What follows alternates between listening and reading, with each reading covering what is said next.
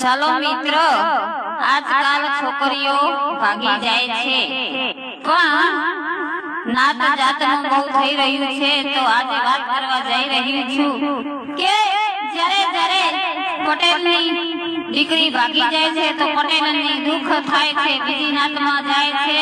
ત્યારે પણ જ્યારે પટેલના છોકરાઓ 40 વર્ષના થાય છે ત્યાર સુધી છોકરી નથી મળતી તો બીજી નાતમાં લગ્ન કરે છે.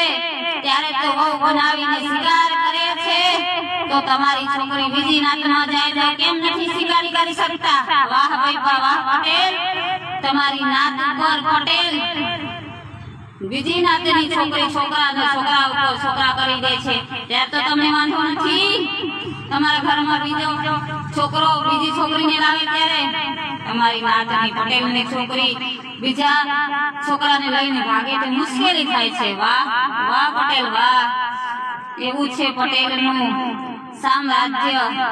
મારા વાલા, આજ પણ બીજી નાતની ગુલામ બનાવવા નો ધારે છે પટેલ લોકો, પણ ભગવાન ઉપરવાળો છોડતો નથી.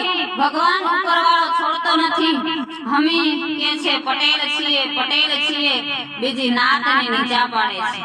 એટલે માટે તમારી પટેલની દીકરી નીચી નાતમાં જ જાય છે.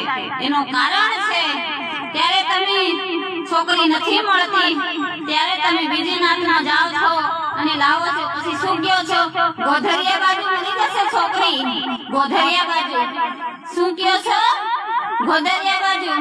હું પણ મહીસાગરની છું વાલા, એટલે મને પણ દુઃખ થાય છે જ્યારે તમે ડાયરામાં પણ બોલો છો કે ગોધરિયા બાજુ જજો છોકરી મળી જશે. વાલા આવો, હવે તમને છોકરી જ નથી દેવાની. વાત જ ક્યાં છે? તમને છોકરી 40-50 ના થઈ જાવ ને તો છોકરી નથી દેવાની.